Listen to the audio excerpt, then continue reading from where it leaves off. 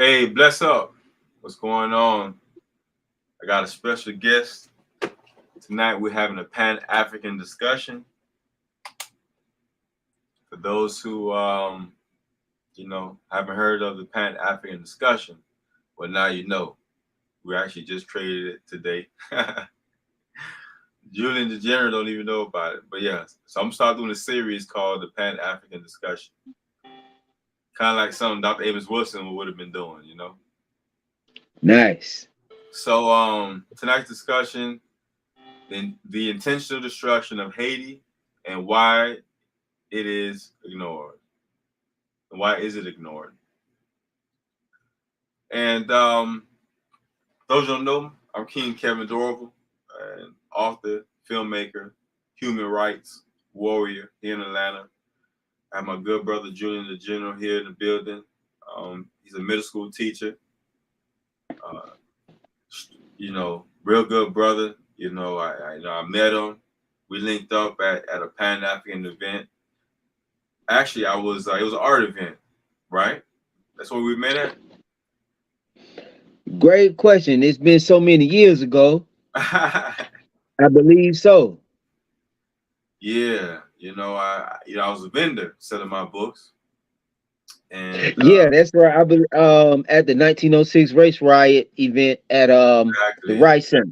the on Dr. Candy. Shout out to Dr. Candy, Dr. Tate, Yeah. and everyone involved with that art event. Everybody who supported, all the artists, the authors who were there supported me. And, my books as well. I had my little daughter with me. She was just born too. Wow. Yeah, she just. Yes. I think she might have been. What? That race riot took place. Was like April, 1906. in April, May. I know it was a summertime, something like that, right? Great So, question. I so know it was 1906. yeah, and I know it's in Atlanta. Yeah. That's two things we know for sure. But nevertheless, and as a matter of fact, my daughter's birthday is in 3 weeks from now. Well, a little Glad. month, August 25th. So yeah, I'm invited to the birthday party. You know what I mean? We just now trying to put it together, but she's Haitian, you know. Um, Beautiful. and the topic of the day, other than just life is good. I think life is what we make it. You know what I'm saying? Sometimes good, sometimes bad, but it's crazy when you don't have any control of the direction your life is going. Mm. Like you living at the whim, you living as a wind blow or the temperament of the community, Mm. and Yeah, that's exactly what Haiti's going through right now. mm. Exactly, what I'm saying. When you don't have any control or power to prevent you know foreign entities, or Mm. you can't even control or have the ability to eat when you want to eat. Mm. And the intentional destruction of Haiti has been taking place for a very long time. I'm talking about a very long time, decades, if not centuries. Mm. We're talking about on a worldwide scale. As a matter of fact, the First World War literally was in Haiti. Mm. You really, Interesting. you really think about it, As a matter of fact, my book, Americans and France's A Thousand Year War Against Haiti, Assassination of a Nation, which comes out next year, by the way, y'all. Um, I talk about that extensively. That's why it's called Thousand Year War. It's been going on, so long. Not just France and America, but Britain, Spain, Portuguese, even Germany try to get in the mix. So it's always been Mm. some sort of international scheme, to exploit Haiti. Hey, Mm. to be honest with you, it's so many on so many levels. So I mean, I'm just thinking about this now. On so many levels, Haiti is literally Little Africa. Oh yeah. Yeah. Africa of the West. It's exploited by foreign powers, just like Africa is being exploited now by France, America, China. Uh, People are always wanting to take from Haiti but not give back, just like they do Africa. They extract all the natural minerals and wealth, cobalt, gold, diamonds, um, iridium. South Africa, the only country in the East that has and produces iridium, the second most precious metal in the world. Uh, And during COVID back in 2021, to 2021 to 20, I would say 22, iridium was worth $6,000 an ounce. mm, And if I'm not mistaken, 6,000. I know it's how many ounces in a ton, but the number is damn near in the billions. mm. You feel me? And Haiti is the only country in the Western Hemisphere that produces it. South Africa in the east, Haiti in the west. Mm. Um, Iridium is used in batteries, spark plugs, missiles, spaceships because it's heat resistant. You know what I'm saying? It doesn't corrode like other metals. On so many levels, man. And maybe I missed some points on how Haiti uh, resembles or actually is Little Africa or Africa of the West. What do you think? Especially from the perspective of the enslaved Africans that were shipped there, and the culture that is still there, like in the language. So, right, Haitian Creole is not French. So the idea that Afro Haitians were able to preserve their culture while fighting for freedom um, continues on that idea, like Africa of the West. Mm, So because of the people and the culture within the people, the music, um, the language, the proverbs, the mm. foods. You got to say the food for sure. Yes. I was watching this documentary on Netflix. Man, I wish I could remember what the title of it was, but it was on Netflix about food.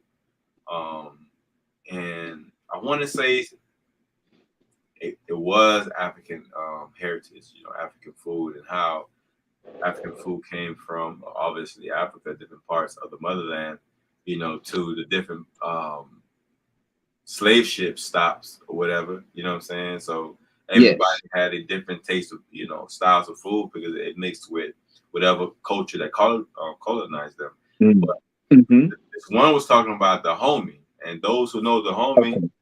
and what's up, Tashika? Tashika made a comment on YouTube, but the documentary, it's like a docu series, and they was talking about the homie. They went to the history of the homie, how the warrior kingdom or queendom. That's what the woman king was about. You know what I'm saying? That area of Africa, out in the west. So so I'm watching it, and they talking about how good the food was, and that the food literally energized the soldiers. Yes. You feel me?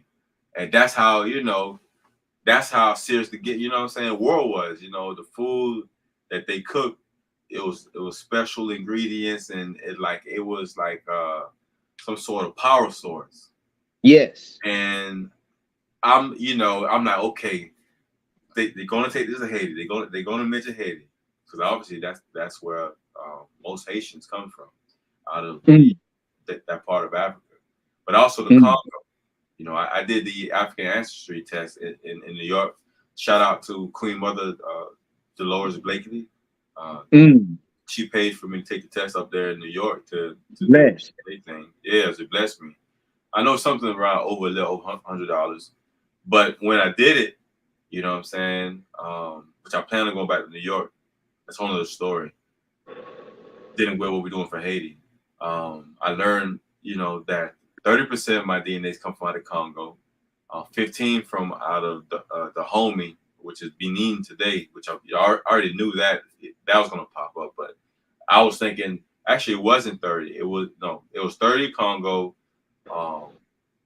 15% the homies. I'm thinking it would be more like 20, 25. It was only 15, and then another 10 with Nigeria, and so on and so forth. But anyway, I thought the documentary was going to go into Haiti and the food in Haiti. The Haitian food off the chain. I don't know if you ever had Haitian food before. I don't know. That's a silly question. You was in Haiti, but prior to going to Haiti, you had Haitian food? Mhm. Not really. Not really. Okay, okay. So when you did Haiti, tell me about your experience with the food in Haiti. Fresh. Much respect to Dr. Romel Jean Pierre of Let's the go. Feminine Multi Sports. He hosted me there, and I was there, as you mentioned, earlier this spring. And with the food just being fresh, that's one of the most um, responses that I could say. Um, what else can I say about the food? Um, Did they cook the chicken fresh in front of you? They kill and cook the uh, chicken. yeah, they had the chicken would run around on the land, you know. So yeah, but the chicken, the pineapple, all the fruits, the rice and the peas, different dishes, and I liked how it was abundance as far as with the food that people weren't hungry. That it's interesting how poverty is painted on Haiti, but yet people were not starving. And the fact that when I was there, there was an abundance of food. Everybody ate, and that was also a factor as it relates to food, and that we all ate together. When the meal was prepared, it wasn't, hey, here's your food and take this up there. No, hey, here's our meal for dinner, for breakfast. We eat together and we talk. Yeah, And yeah. That's a vibe. No, no, no. I can dig it. That's how it was when I was to Haiti, man. It was like I was with my father's cousin, um, and my cousin, which is my mom's cousin. So, but my the town I was in Cap Ice in. What town were you in? yes, well, lemonade near Cap Haitian. Okay, so Lemonade. So I was fed food there for breakfast at my cousin's house, and Yeah, my other cousin.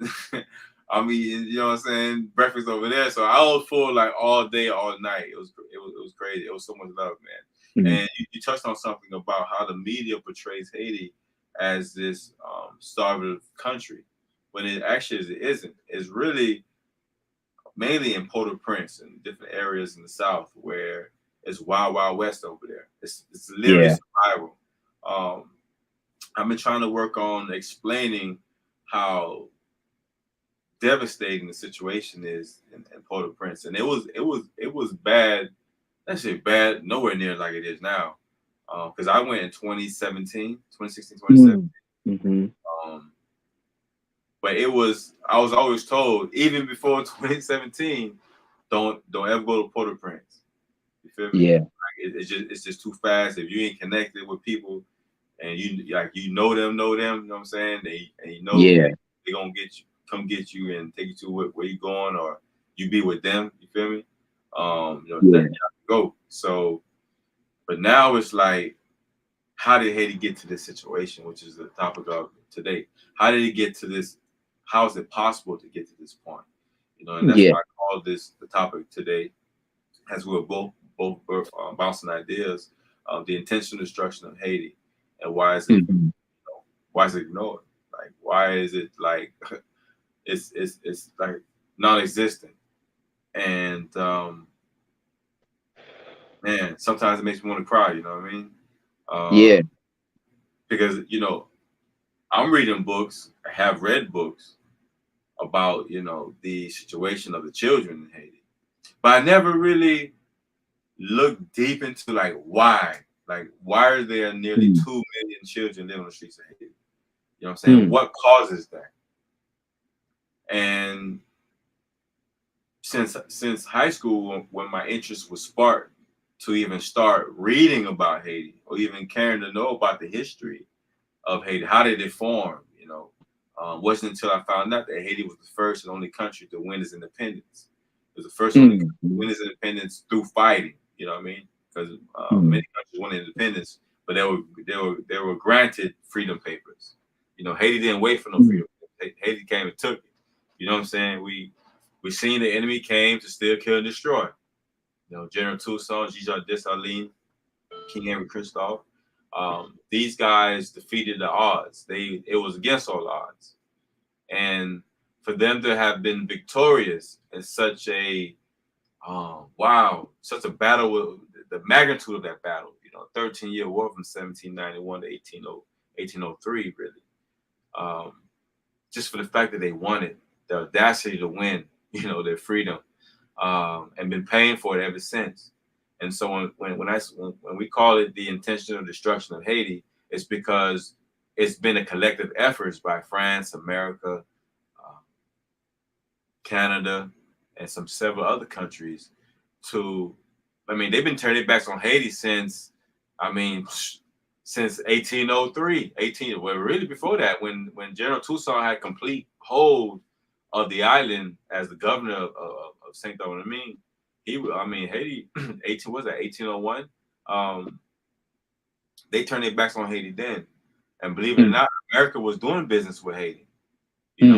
They telling, and this is the height of slavery. U.S. is telling these other countries, turn your back to Haiti. France, the same thing. Thomas Jefferson made sure that Haiti wasn't recognized because not just because of pressure from the slaveholders, throughout the colonies, but he was a slaveholder himself. You feel me? And they didn't want to recognize Haiti because, that's going to inspire everyone else, all these other enslaved Africans or ancestors, to fight back. And that would have been devastating to the economy because, look, that's how they ate, off the backs of our ancestors. And we should never forget. I'm not saying carry hate in our hearts and, be like, damn white people and this and that. There was some good back then, but their goodness didn't stop the devastation and killing and murdering and enslaving and all that stuff to our people, And right now with Haiti, the intentional starvation of Haiti all started with the 1996 Farm Bill that Bill Clinton pushed through Congress so that he can be rich and Haiti could be poor or impoverished. Him and his friends in Arkansas with the American Rice Corp. And before you go on, I wanted to say this regarding the rice bill, the farm bill that impacted the rice industry in Haiti.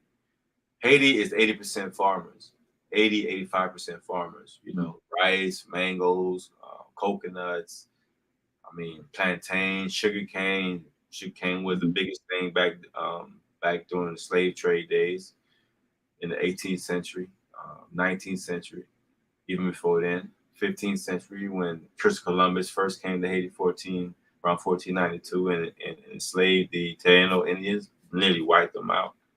But besides that, moving forward, that farm bill knocked out those farmers. If you knock out by dumping that rice into Haiti, he literally knocked out all the farmers, the rice farmers.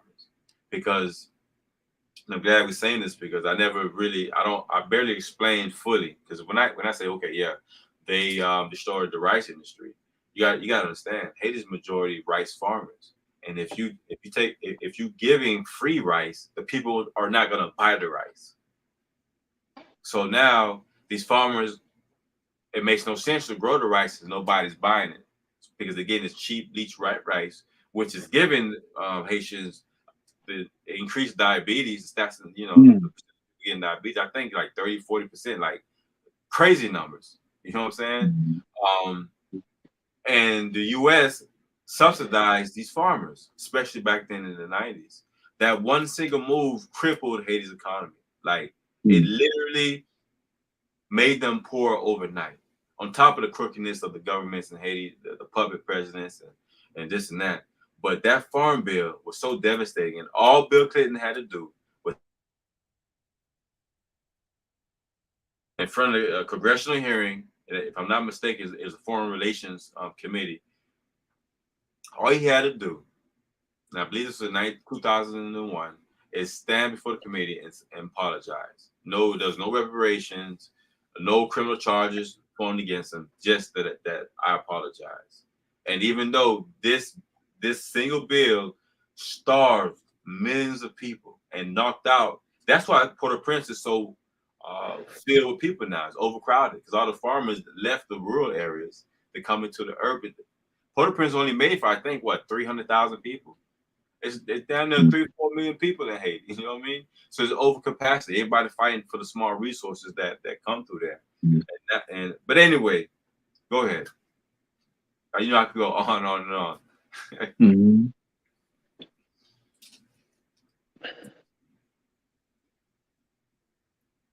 Yes, building on the farm bill, um, America's policy towards Haiti is something for us to discuss, for us to be able to repair the damage that has been done.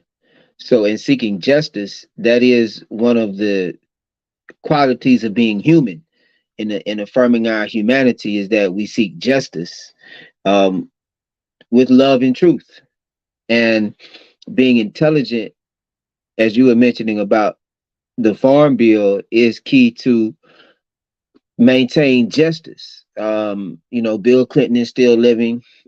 So many times, some representatives of government will say, "Well, that happened a long time ago, and we don't know what to do, or we can't bring justice to people who committed crimes 200 years ago." Well, Bill Clinton is still living, and not about incriminating him, but about, as you mentioned, correcting the bill, the legislation, so that Haitians can feed themselves and can eat the food that they grow. And that is a simple task. That's an attainable task. And Mm. that is that ties into African Americans being advocates for Haiti, so that we go to our senators and House of Representatives to advocate for adjustment to America's trade with Haiti.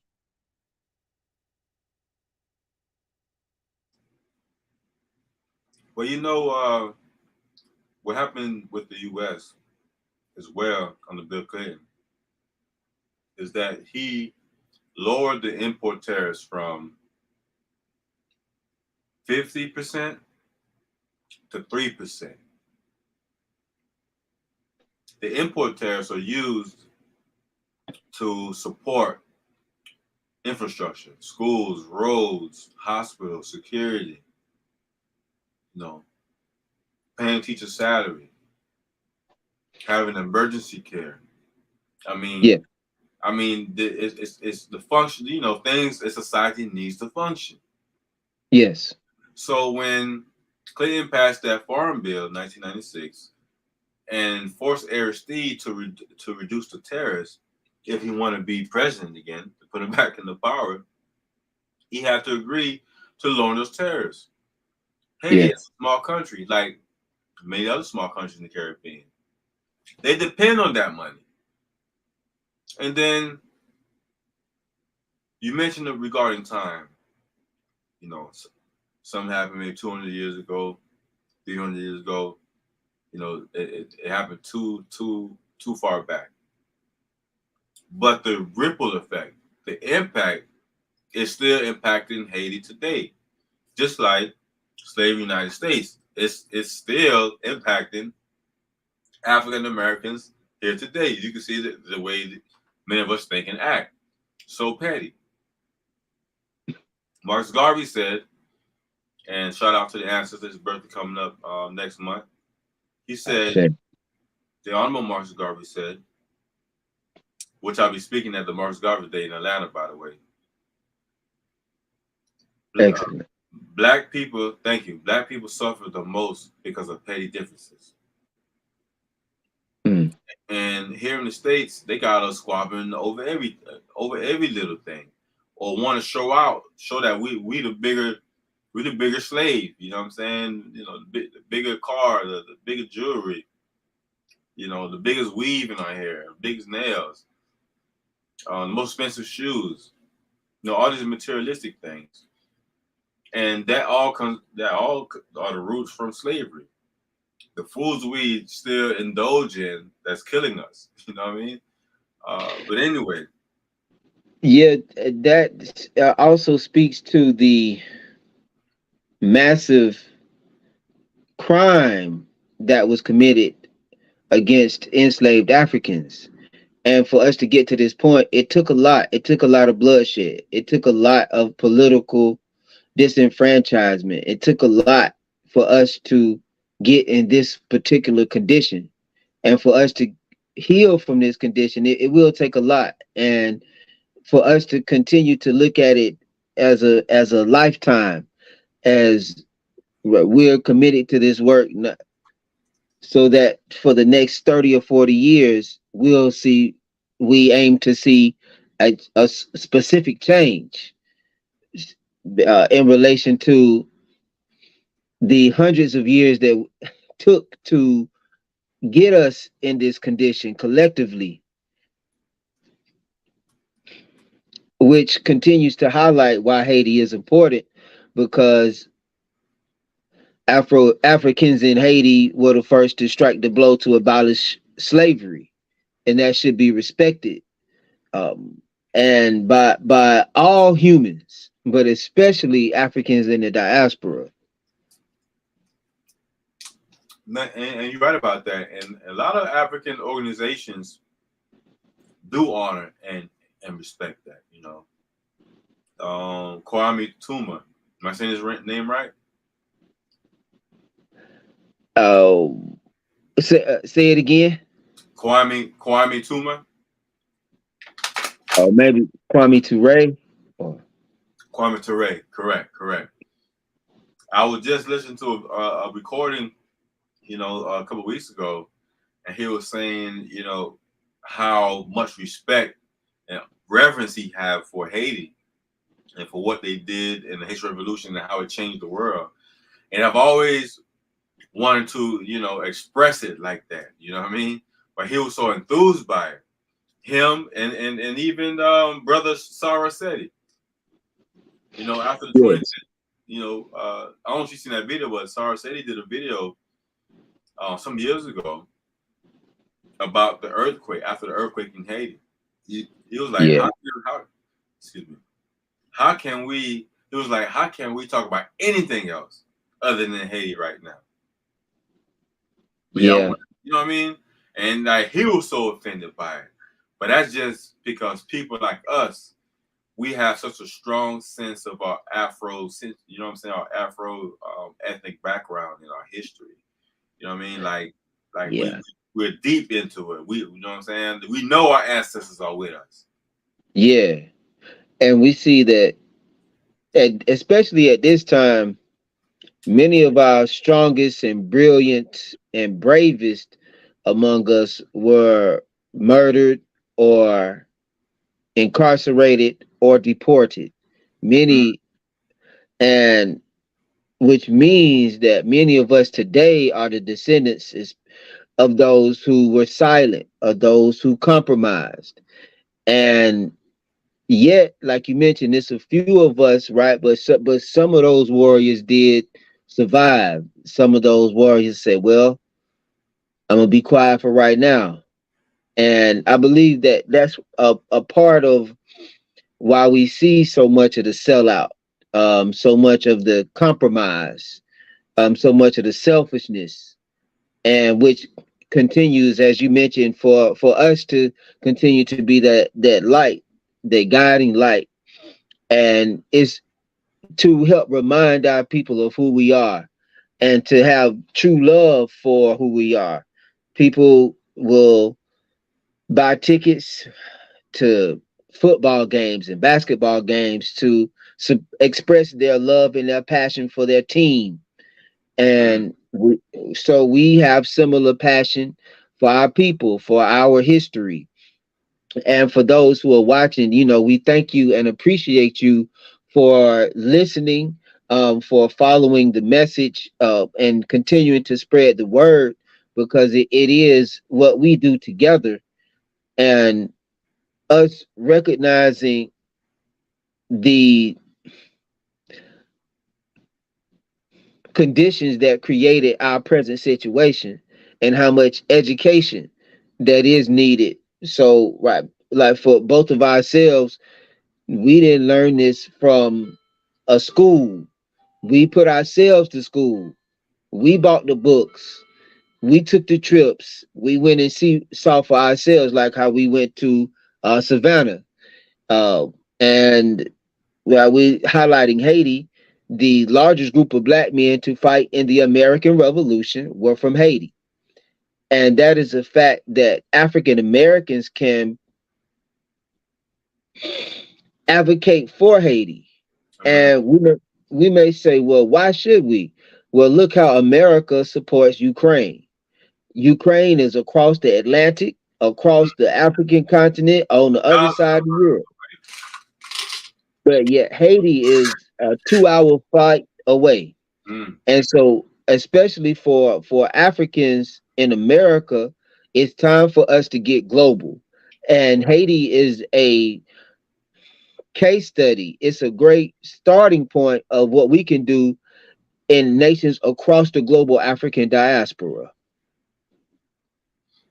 Oh, that's a fact. And Haiti's been an example, for what true liberation is. And I wanted to touch on something that you said about our love for our country. And in that love, you're gonna hate what obstructs that love or obstructs the love for your people, who inflict pain on your people. France, in return for the embarrassment that France suffered during the Haitian Revolution, King Louis X imposed an indemnity tax on Haiti, which was 150 million gold francs Mm-hmm. back in 1826, and that's a lot of money. Mm-hmm. So not only did Haiti have to pay for winning its freedom, because France lost millions and billions of dollars during the Haitian Mm-hmm. Revolution, not just in property, but really our ancestors were their property, and so Mm-hmm. we were the property that they lost. And that 150 million gold francs, and by the way, they came to Haiti with one of the largest armadas in world history. And I Mm-hmm. don't remember how many ships it was, but it was like the biggest of that time. I think to this day, uh, it's never been that type of Marines, that number of naval ships to arrive at the shores of a country prepared to go to war and not go to war. Mm-hmm. And because they were intimidating, hey, like, look, if you don't pay us this tax, we're gonna, you know what I'm saying, we're gonna destroy all of you. Mm-hmm. And which they did have an extermination attempt on Haiti. Mm-hmm.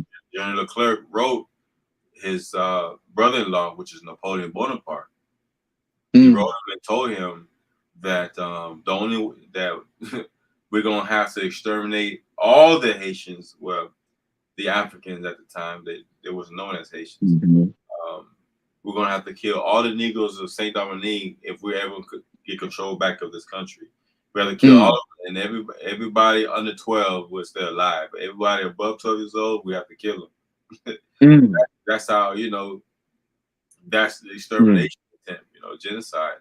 But back to what I was saying, that tax crippled the economy severely. And not only did Haiti have to pay, was forced to pay that loan under President Boyer, they had to take out loans from French banks that charged them down there triple interest. Like, it was crazy. And it took Haiti 147 years on top of the embargo that U.S., France had with Britain, I believe even Spain, to not trade with Haiti, ignore them, don't recognize their independence, don't recognize them being a republic, um, country, and that the United States didn't acknowledge Haiti as a country, didn't recognize them until Abraham Lincoln, like 1861. You know what I mean? So, like, it's crazy how all these countries intentionally got it in for Haiti. And I can only think of one reason, you know, beyond the embarrassment that former enslaved Africans, our ancestors were able to beat them in war. You feel me? It's the money. Haiti is worth billions of dollars and it's tax free. If you keep a country backwards, there's no way that they can. Why would they have any intention of defending their borders if they can't even? You know what I'm saying? There's no one at the borders to pay the workers, people to watch the borders. Who's gonna do that for free? Yeah. Yeah, stable government is a key aspect. January. Uh huh. Yes, stable government is a key aspect in the success of a nation. And we see, I would say, two things. One is colonialism, and two is neo-colonialism. So, right, like you were mentioning the French, and so you had the French, the colonization of the Americas, of Haiti being one of the places that France seek to colonize, and European colonialism in the Americas, and neo-colonialism. How you we're going to talk about the American invasion of Haiti in 1915, and these events in history influence the condition of the present day situation of Haiti, and the idea of justice. And justice leads us to law, and with law leads us to the courts. And I believe one of the solutions is seeing how, whether it's the government of Haiti or whether it is some entity that is advocating for Haiti, will take a case to the world courts, because there has been injustice. And there have been times, for example, where the Marshall Plan with the American government, right after dropping two atomic bombs on Japan, Mm. the American government funded the repair of Japan because of the idea of justice and also world peace. So the Facts. argument can be presented in a court of law, that America should also institute a form of Marshall Plan for Haiti, given the 1915 invasion, given the Bill Clinton's Farm Bill. And these are tangible facts that Africans in America, Haitian Americans, and all people who stand for justice can embrace. No, that's a fact, and also the U.S. also occupied Haiti under Bill Clinton in 1993 to 2000. So it was like a 7-year occupation. The first one, 1915, 1934, like a 19-year occupation, and the other one, 93 to 2000. And that's why they're hesitant now to invade Haiti because the world is watching, and my people down there, they being rebellious. They don't like y'all not coming in here intervening. I'll be Yeah. remiss if I didn't mention the Haitian Solidarity Group that invited me to speak uh, last Friday in Washington D.C. With their lobbying and protesting against the intervention of Haiti, and also to change those very bills, the Farm Bill, and also the policy that allows America to ship that rights to Haiti. I understand Mm. giving some type of prices, assistance. But if you want the economy to do better, why not allow the farmers to be self-sufficient? Allow them to Mm-hmm. farm. Let them do what General Toussaint said. The guarantee the liberty of the blacks, excuse me, the guarantee of the liberty of the blacks is in the prosperity of agriculture. You know what I mean? And this is Mm. something he repeatedly said, to his brothers and sisters in Haiti while he was there. Like, we got to put in work in this farming and do business internationally. Many people, Yes. many people ask me, why would a president sign and agree to pay such an egregious tax? You know what I'm saying? $150 million tax, which was reduced to 90 million for fighting for your freedom. That is egregious. Why would anybody? That's like asinine. Like, you have to be a complete moron. Why would you do that? You know what I'm saying? You Agreed. won the war. You know what I mean? The hell with them if they want us to attack. We just we're not paying that. But they were intimidated doing so.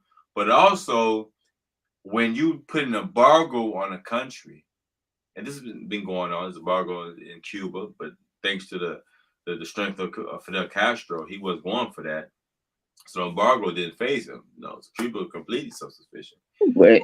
But when you put an embargo on a country, especially like Haiti, or if you do one in Bahamas or Jamaica or Dominican Republic, there was one in Dominican Republic for a brief time. That starves the country. They can't do business. So they wanted to be recognized, is what I'm trying to say. But we want to change these policies, and that's why I'm doing this a GoFundMe, Stop the War Against Haiti, because I honestly would love to have these policies changed. Now, lobbying is not something free. You have to get to DC. Like, it cost me $400 just to get to DC this past time because I had to get the ticket the last minute, even though I should have, trying to get in advance.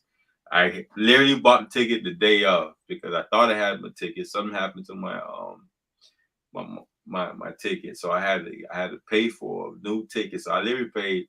I got the money back. I paid 200 before, but when I had to get the one that morning, it was Friday morning, and I had to Mm. be there Friday morning to speak, which is crazy.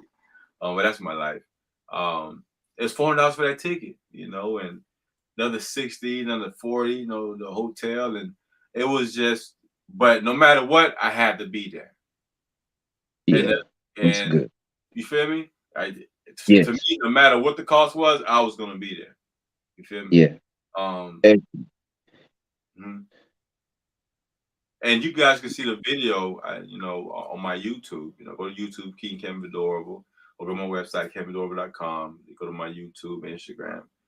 But it's like people like us, we got to have support, for our programs. And I don't see anything more important. I don't have all the answers, but I do know part of the solution is 100% in getting those policies changed in the Capitol, mhm. going to Capitol Hill, speaking, not just people, us protesting, making noise and feeling good about ourselves. It's good to get Mm. the attention and the networking to build a stronger army. But that's what that's Mhm. what I got a revelation of, General. I got a revelation that going to, being part of protest, people see that you about the business. You're not just talking Mhm. trash on YouTube and social media, but you actually Mhm. about something. So when you Mhm. pull up, you know what I'm saying? Listen, man, I don't care where I don't care where I gotta go, bro. If I gotta pull up somewhere, I'm pulling up, man. You know what I'm Yeah, saying? that's the truth. Yacht, plane, Yeah. car, bus, Definitely. walk, bike, swimming. Yeah. You feel me? Yeah. Truth. Flying, Yeah. whatever. So Respect. That's for real though, you know what I mean? Like wherever, man. London, Haiti, man, what's up? Um, but anyway, it was a great it was a great trip. Thanks to mhm. like Sister Chantal August, the Haitian Solidarity Group, Touch of Light Ministries, Pastor Lou, all the volunteers that was there, Mama Toussaint, everybody who donated to the GoFundMe, because I use that money to pay for things like that. You know what I mean? But the GoFundMe money, you know what I'm saying? It's like only raised $1,000, so I literally had to pay out of my pocket for that trip. And but I'm passionate about what I do. So no matter what, it's like you passionate about the boxing program that you got. And I seen y'all use on your Instagram, which I love for you to say what's your Instagram, so people can we can they can go to it. But how you was doing the boxing out there in Haiti, and then you end up going to Ghana, I believe. So yeah, tell us a little bit about that. Yes, thanks for sharing that, and salute to, yes, your commitment to be true to what you believe in and to network. Yes. See what that shirt say? Wake up, pray, grind, sleep. Yeah, Hey, that's my life, yeah. man, for real. That's That's my life. yeah. And that's I call myself the general, but I believe every king is a general.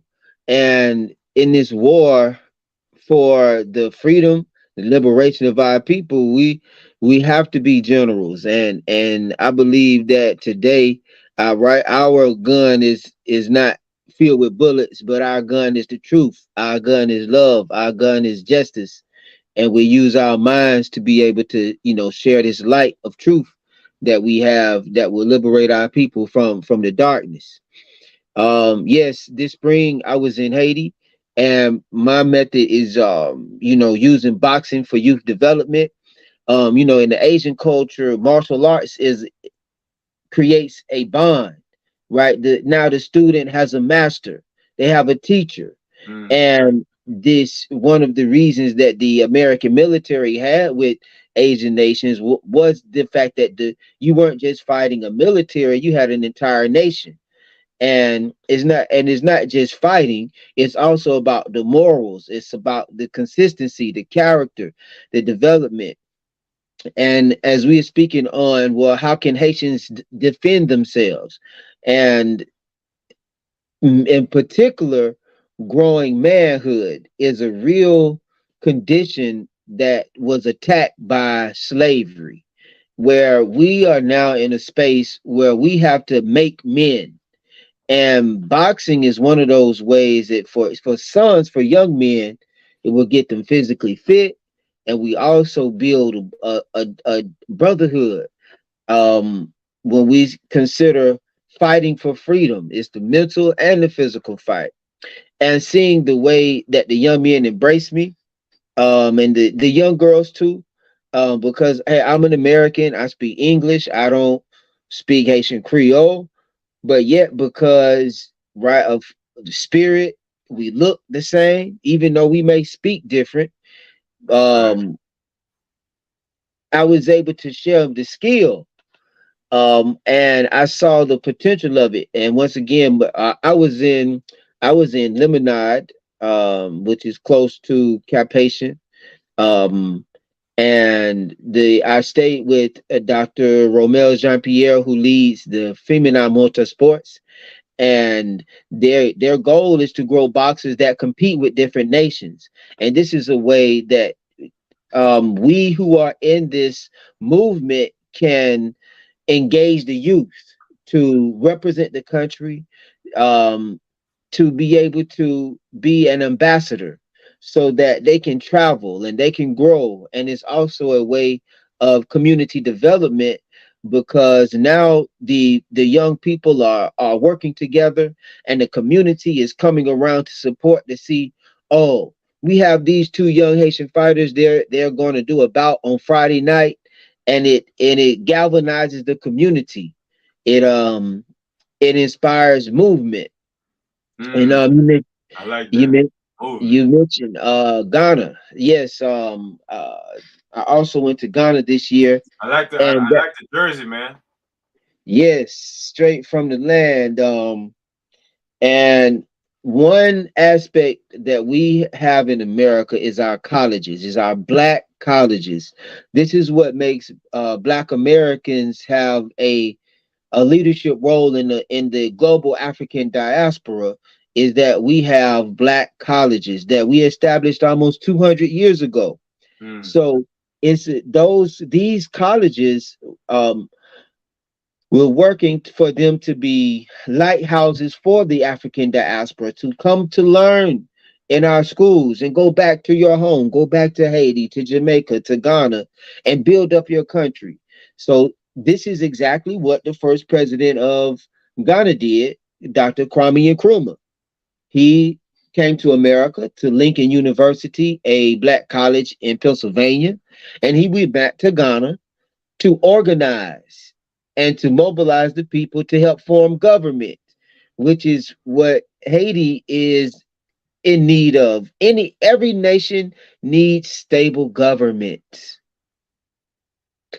And as you were mentioning, competing governments work to destabilize governments to neutralize competition. As you mentioned, it's about money. So some people play dirtier than others. You know, if I gotta put whatever in the gas tank of this car so that the team can't get there, then okay, hey, that's what some teams will do that. Um, and this is one reason why we continue to uplift the African diaspora. And I know you have an event coming up on October 8th, is it?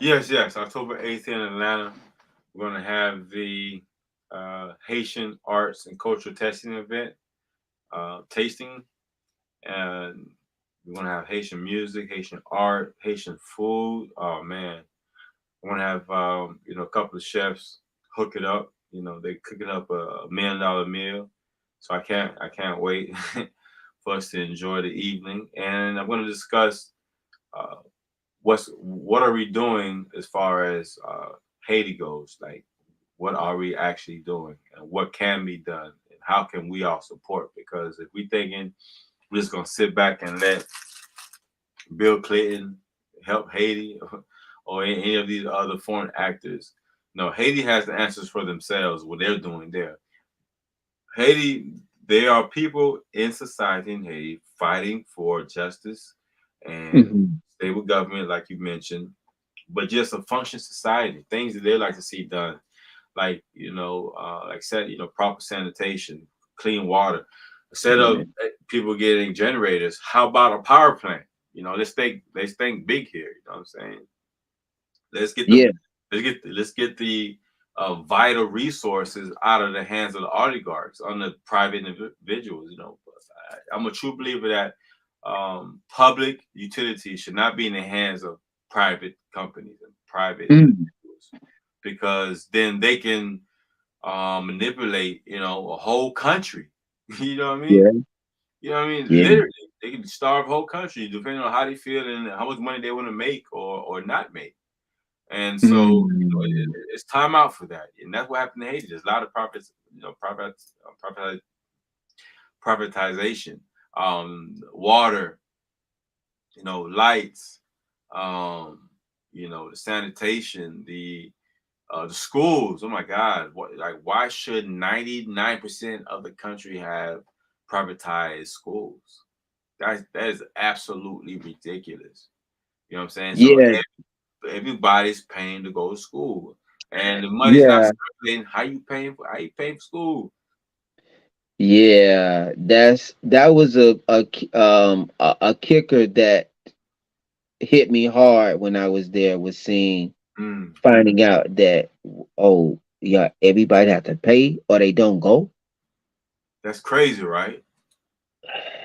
So you know Yeah. what's happening. Majority is not in school. And so once again, in America, we have, right, this free public education, which is provided by the government, which once again goes back to collecting of taxes, which means that a stable government provides those that sanitation, the roads, the water, the regulation of industry, and one of the most important aspects that we're mentioning here, military, some forms of defense, whether Come on, against, man, that's crazy. yes, Any and everything come and just attack the whole, like you. attack the whole country. Anybody, anything. You know what I'm saying? It could be a whole, you know what I'm saying, tribe of giraffes. You know, could just come in and stampede the country. Anything, bro. Like every country has a right to have an army. And I believe Haiti is the only country that then, you know, somehow, some way, you know, the U.S., France, the core group, whoever, is able to stop country from having its own army to defend its borders. How can for example, how can a man have a home, have a family, and he's not able to defend them? Yeah. You know what I'm And that saying? that leads us to a question like, well, where are the guns coming from? If if Haiti don't have a functioning military and they're the poorest country in the Western Hemisphere, it costs bullets cost money, guns cost money. Hmm. Thousands of dollars. Some of those guns, and I know a lot about guns. I know a lot about guns, more than most people, and for a long time. You know, some of those weapons cost 50, $60,000. Mm, Those AKs, R-15s, easy 3,000 mm, to, you know what I'm saying, 2,500 on the streets. Um, RPGs, those grenade launchers, those mm, easily 30, $40,000 right there. mm. And the bullets for them things, the slugs for those things, like you said. Uh, So it's people funneling the guns, you know, into the country, just giving them out to the youth who ain't got no jobs, no hope for the future. You know, they violating women, children, Oh man. you know what I'm saying? Kidnapping, you know, it's straight anarchy. You know, what Yeah, we're witnessing is social disorganization that leads to violence. When there's yeah, no organization, no authority and power, Haiti right now has no elected official. And it's because of this disorganization. And it's all yeah, intentional. I truly believe the powers that be want Haiti clean. They want Haiti to wipe each other out. So you can take over the land and turn to some big factory, some big laboratory that is already is. You know what I'm saying? They've been dropping chemtrails yeah, in Haiti for a long time. And you mentioned Hiroshima. They dropped bombs on Japan twice. They're able to drop bomb on top of, you know, Japan to cause that, you know, the devastation it did. The earthquake in 2010, and I always say this: what makes you think they wouldn't put a bomb under the earth to blow it up, looking for oil and gold? Hey, think yeah, about it. They're only black people. Who cares if 250, 300,000 people die? As long as we get what we're looking for. And the reason why I say this because after the earthquake, 30 days later, oh, look what we found. You know what I'm saying? Or golden mm. iridium. Hey, Wow, by the way, look what we found. So, wow. um, that whole other story, man. You know, they got to check out my book, Americans and Francis, The Thousand Year War Against Haiti, Assassination of a Nation. On the pre-orders, Mm, you know what I mean? You know, help the GoFundMe, support that. We will be going back to DC. And mm, honestly, I want to raise, and we want to raise $20,000. And to be honest with you, we want to raise 1,000. You mm. can go for me about 1,000. We really raised 1,300 unofficially because people will send me Cash App and Zelle. So thank you all. But we want the ladies, the gentlemen who are part of the organizing and lobbying of the Haitian Solidarity Group, and also the Courage to Believe International, my organization, the few volunteers I do have. I don't think any of us should be having to pay to go to DC on the flights, man. That should completely be supported by the community because I know we're not the only organizations, and we are teaming up with other organizations. But I don't think any of us should be coming out of our pocket for something we're doing for the community. Of course, if we got to put in a little something, yeah, we soldiers, we're gonna do it. But the bulk of it should not be paid by us, is what I'm saying. And thanks for you being one of the people that donated as well. I definitely want to keep. I'm going to keep fighting, whether I have to keep paying myself or eventually, you know, I win the lotto and or God bless me with a few money bags somehow, some way.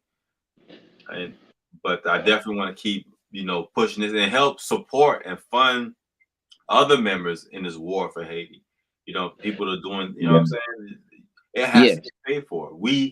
War is Yeah. not free. Battle's not free. We must stand up for Haiti. We must stand up for Haiti. We cannot no And longer stay silent and look away. We must stand up for yeah. Haiti. Now it's now or never.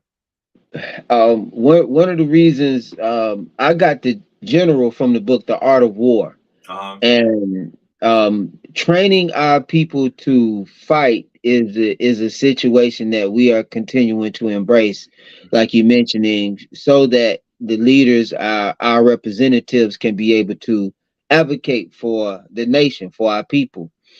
And institutions is one of the ways that we as representatives are able to represent for the people. And I'm glad you mentioned those organizations, so that um,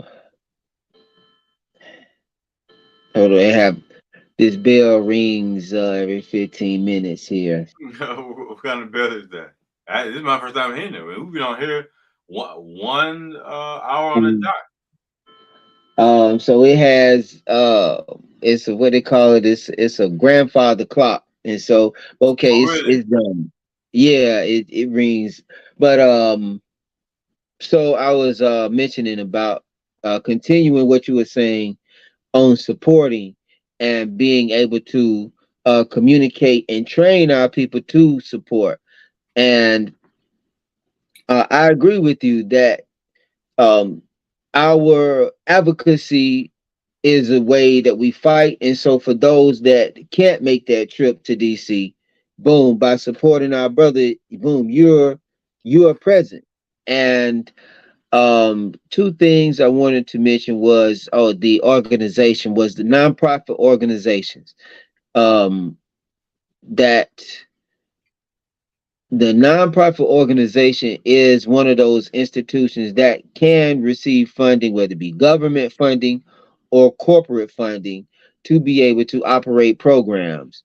In addition to grassroots efforts, and there is money sitting, waiting for efforts to anti-poverty efforts, um, and continuing to advocate our supporters to support our organization. I lead the J.K. Smith Senior Foundation, which is a nonprofit organization that I name in honor of my dad. And through this organization, I was able to go to Haiti to operate my youth boxing program. And this is a way that we can continue to support through programs. So we have our political aspects, and then we have our grassroots aspects where we are working with those farmers. Whether through our organizations, we can empower those farmers to have the proper equipment, so that when the laws are passed, they'll be able to maximize the opportunities that are afforded when laws are changed. And Haiti is in a better position to be able to support their farmers, and especially with our education. There's many ways that our organizations can support schools in Haiti, and also similar sending an email to elected officials concerning the rice bills. So sure, you may not be able to travel to DC for a rally.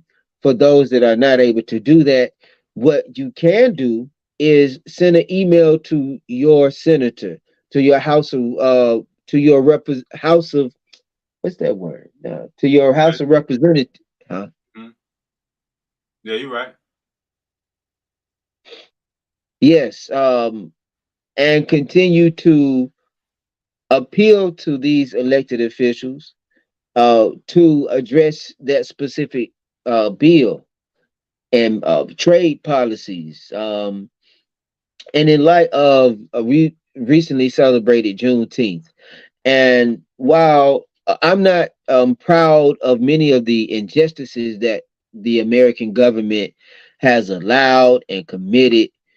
I do realize that I am an American, and that if I want the American government to uh, execute reparations, then I'm an American. That's one reason. I have that flag there and the UNIA flag, because these, and I love to see your Haitian flag. I have mine here. It's so we can't quite see it, but um, our flags represent nations and government.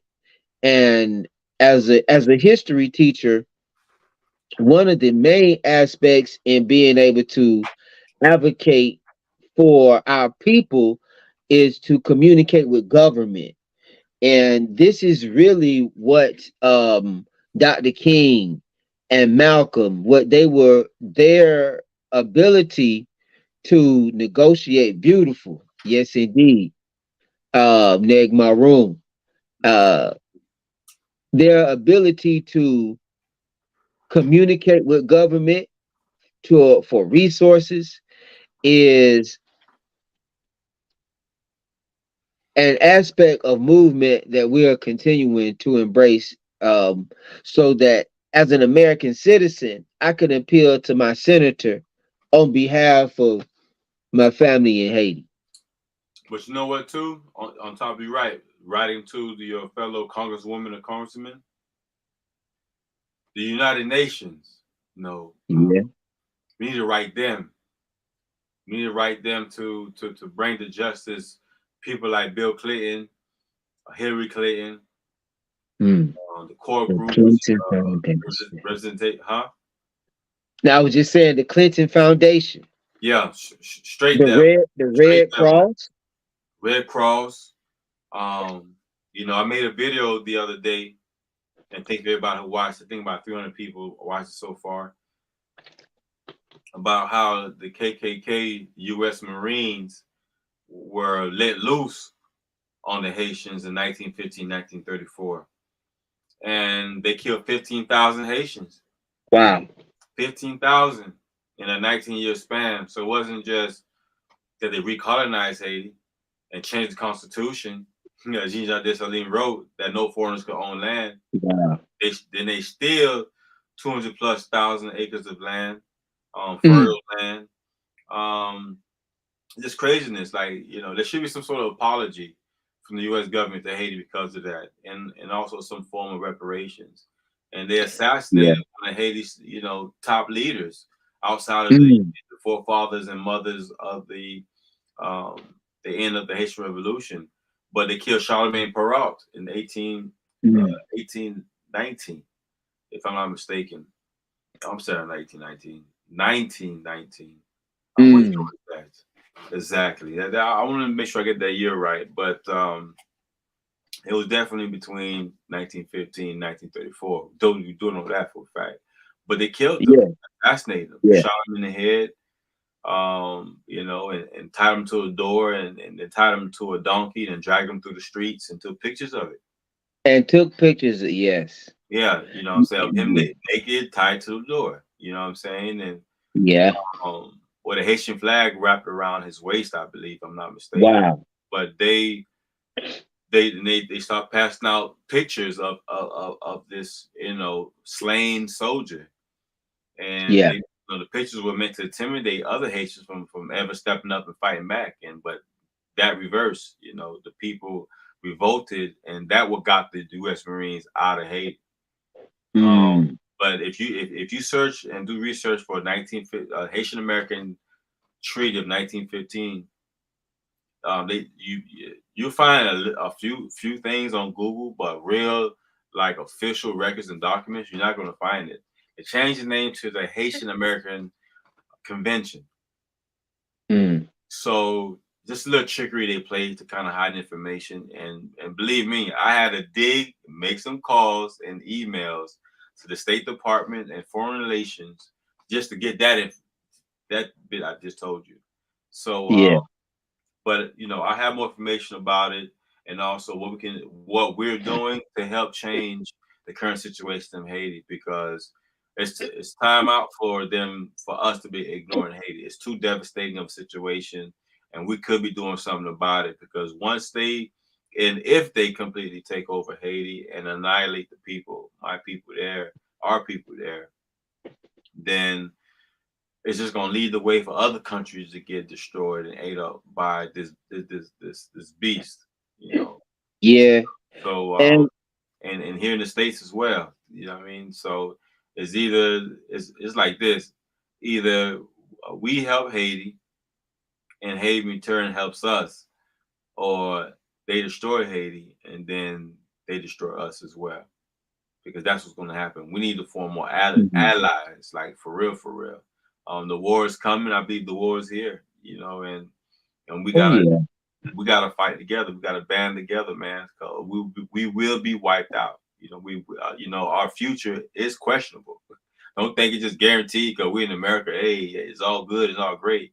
No, our Yeah. existence is questionable. And you can see you can see that reflection within our families, the non-existence of our families, the black family, mother, father, children in the home, the original Trinity. Mhm. But anyway, King Kevin, man, I'm just checking out. I think I've said enough. I'm ready to relax. It's been a long day. Indeed, indeed. Well, thanks for having me on, my brother. We continue the good work. We have a great soldiers and ancestors and generals and ambassadors that we are proud to stand on. Our ancestors, like you mentioned earlier, against all odds, and so we got it easy. We don't have to shed blood. All we have to do is organize, grow our food, build some schools, and teach our children. And I believe that especially the generation that's coming up, as we teach them how to use truth, how to seek justice, I have faith that we're going to be all right. But I do think that the key aspect in this movement of justice is how we allow the children to be a voice of the movement. And continuing, I love the idea and the concept of agriculture because we got to eat the food we grow, and that's any nation everywhere. And that's a way of humanity. That's a yeah. I think that one of our aspects is us affirming our humanity. So, everyone that's tuned in, we appreciate you. Hope that you all able to attend the event on October 8th. Support King Kevin. He has books. Support his GoFundMe. I am executive director of the J.K. Smith Senior Foundation. Uh, excuse me, $ JKSSR 2020 for Cash App. If you want to make a donation to my movement where I uplift youth through music, boxing, and history. And he does it for real too. And when do you do your boxing program? Isn't it like on Sundays? Yes, the boxing program is every first and third Sunday at Allen Temple AME Church. Just real quick on the church, and in particular the AME Church. Um, in 1816, in the AME Church sent support to Haiti. The What African year? Methodist, huh? And what It year? was, I wonder is in the early 1800s. It was in the 1816 or the 1820s. Mm, As a matter of fact, Denmark Vesey in Charleston, South Carolina, he was a revolutionary like Nat Turner, and right. his plan was to um, steal the guns, kill the enslavers, and sell to Haiti. This was in 1822, Mm. and because they were inspired by the Haitian Revolution. And they heard the decree that Jean-Jacques Dessalines said that any black man you step foot on this land, you're a Haitian citizen, you get land, you have opportunity to work and do for yourself. And his aim was to liberate the enslaved and sell to Haiti from Charleston. But unfortunately, someone told and he was executed. So I bring this up to share that the AME Church and the Black Church also has a real responsibility and opportunity to be true to their faith, and especially as a AME myself, the which stands for African Methodist Episcopal. I'm glad to continue in that legacy of Denmark VC, and I seek to work with the AME Church to continue to support efforts of humanity in Haiti. And I appreciate that, and I'm glad that I'm glad you shared that information. And I want what I want people to understand is don't just support an organization or a person because it sounds good. See if they have an actionable plan and what they'll be doing with the money. Something that they've been doing, or you see them doing. You feel me? Because Mhm. there are many ways to get taken advantage of, and Mhm. unfortunately, mentioned Red Cross, Bill Clinton, $13 billion went towards Haiti after the earthquake relief, and nothing happened. I think only Wow. 4 houses got built with all that, all that money. Rest of the money was pocketed through everybody, the Clintons, the Bushes, um, Mm. and the Red Cross executives, the U.S. government, Mm. Haitian government, but not the people. Mm. Um, Mm. but there are some real old people doing some real things there. We Yes. really do need the support. Go to my GoFundMe, Stop the War Against Haiti. All my social media, Yeah. all my social media links has my my ways to donate, the GoFundMe link or the Zelle, the Cash App. Cash App's on the screen now. $ Courage to Believe. Website KevinDover.com. Um, you know, the Courage to Believe International is a nonprofit. Donations are tax exempt. Um, I can't stress enough how real the situation is now. And I'm seeing that a lot of people with a lot of clout, a lot of money, a lot of power, a lot of leverage, in the political circus is what I like to call it. They're not real. You know what I'm saying? It's only a few real ones out there. There's only a few real ones out there for real. Me and you are one of them. I just happen Mhm. to be working on something to action, and I've been working and meeting with members of Congress. It's just the energy has picked up. So, I felt like I was, long story short, I spoke at a middle school in Murrow Middle, here in Georgia, Clayton County, and these students were some of the coolest students I've met, man. Real down to earth. I can relate with them, so it's all black classes. Same thing with me, all black high school with the majority anyway. And after speaking with them and talking about Haitian history, and I was there to talk about my mold removal and renovations business.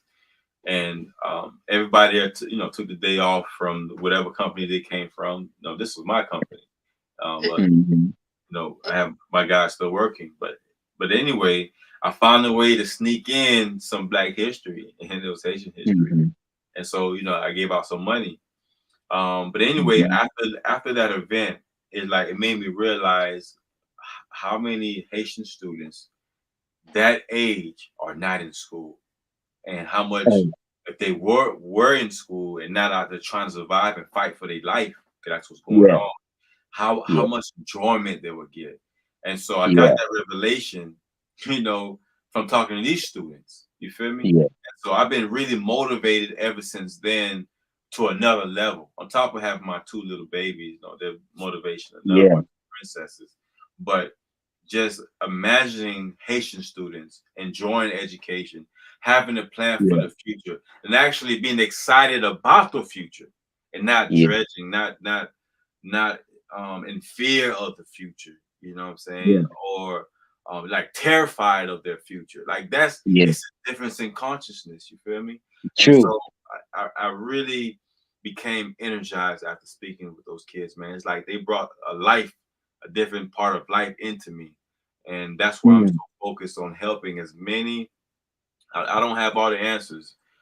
We don't have all the answers, but like I said, we do know addressing these policies in Congress and lobbying in Capitol Hill for Haiti, you know, really getting to their faces and putting them, on the spotlight. Hey, this is going on. What are you going to do about it? Let's change this policy here regarding the farm bill and how dumping all that rice into Haiti is impoverishing the country. What we can do regarding these tariffs, so we can start putting money into school, so some of the kids can actually go to school for free and not have to pay. Like Yeah. parents can't pay. I sponsored at least I want to say 3 to 4 kids in the past 5 years in Haiti. Actually 10 years in Haiti. Not consistently each one, but maybe two of them every year. But I just can't. The parents can't afford it. They literally can't afford it, and Yeah. so we got to do something about this, or the future would be the thousand-year war against Haiti, like I'm writing in the book, and I'm also Yeah. the book is how to prevent that and to go for anyway, all that's on my GoFundMe, man. Let me get up out of here, man. But I'd like for you to say anything you'd like to say um regarding whatever, you just want to Okay. close out. But I definitely appreciate the time with you, brother. Really do. Yes, yes. Thanks for having me. Thanks for creating a platform. To everybody that's, watching this, we appreciate you. Share this video. Take time to comment. For real. Julian K. Smith Jr., the J.K. Smith Senior Nonprofit, and yes, us establishing schools. One thing about in America, we can get the money up, and if we don't get I don't have it personally, right? We connected with somebody who have it. Always say Eh, that. Find a way. Hmm. yes, like you mentioned it with our schools, hey, let's create ways that young Haitian kids and young kids in the diaspora, that we have 5 black colleges here in Atlanta. This is where I am, to everybody that's watching across the world. We both are. Let, let's create ways that Africans across the diaspora, they will know that Atlanta is a center for learning. Right. That's one of my, as I close out, is through education. Even when I do it, my boxing is for education. Is for and we write, like you mentioned. I couldn't imagine as a teenager having the pressure of, wow, I don't know what it means to be 25. I don't know, am I going to go to school? How am I going to feed myself? What skills do I have? I mean, what, I can't depend on mama all the time and daddy. I don't. But even for myself, I knew I was going to college. I knew I had hope, because right, growing up in America, hey, that's what it is. Go to school, get a job, hey, start a family. Hey, it's normal, and so everybody American dream. deserves it. Yeah. So, um, and I'm looking forward to the work. Like you mentioned, we two of the brothers. To everybody that's, if you want to know what a real one look like, you looking at him on this video right here. A For king real. and a general. You did. Straight up. Every nation must have those. So we here to help restore our nation. We here to help be examples of what it means to be leaders, what it means to be organizers, and like you said earlier, King Kevin, we ain't even got time to hate nobody. We not here, but yet we know the history, and we know what truth is. We know what justice is, and so to American government, to the French government, to the British government, to the Spain, hey, we here to work with you so that you can execute justice, and show how civilized you are, to show that you understand what true justice means, because there's justice that needs to be served, and we're here to help serve that justice, so that you can show the world that you're not savages, and that you're not uncivilized, and that you have a heart, not just a heart, but that you are true to, and that you're not hypocrites. And so, especially as an American citizen, that's Hey, my appeal to the American government, to show how that you're not hypocrites to freedom, justice, and equality. let's mean it this time. because when they first wrote it, the presidents, the country, they were slave owners. You know what I mean? Mhm. But now there's a chance for America to rewrite history and Mm. to write the proper future of justice. And even though America has its own problems, there's no way that we should be inflicting more pressure and problems on other countries. We talk Mhm. about anti-bullying here in America, but we bullying other countries. You know what I mean? And Haiti's been bullied for a long time. Enough is enough.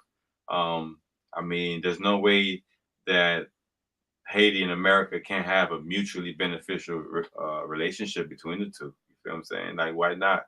So, one country shouldn't have to be starving and poor for another to be rich and fat. That's crazy. But anyway, brother, let's call it a night, man. Thank you everybody who tuned in. Much love to you, brother. See you soon. Hopefully the Black Boys Anonymous. I think we meet this if it's not this week. I don't know why I think we meet this weekend. But we have an official trip soon, right? Oh, I didn't know. I'm glad to hear that.